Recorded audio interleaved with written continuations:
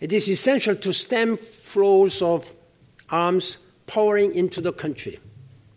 It is irresponsible for foreign powers and groups to give continued military support to parties in Syria that are committing atrocities and flagrantly violating international principles of human rights and international law. I urge the Security Council to impose an arms embargo. If divisions in the Council continues to prevent such a step, I urge countries to do so individually, whatever they can, to impose this arms embargo. Syria's neighbors should enforce a firm prohibition on the use of their land borders and airspaces for arms flows and smuggling into Syria. I recognize that an arms embargo at this time would risk freezing an imbalance in place, given the extent and capacity of the Syrian government's weaponry.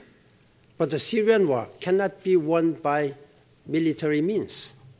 The sides will have to sit across from each other, again at the negotiating table. The only question we can pose is how many more people must die before they can sit together.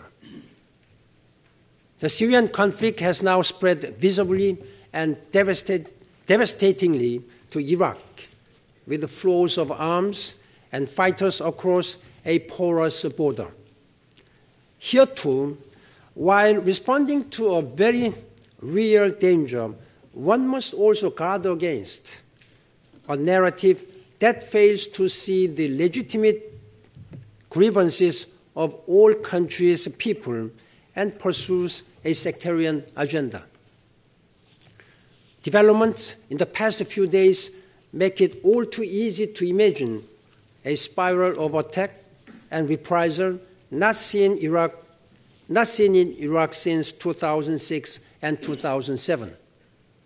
The Sunni extremists of ISIS are trying to show that the governments in Baghdad, Iran, and the United States are working together to support atrocities against Sunnis. This perception would help them mobilize support from the Sunni majority that does not share the extremist agenda.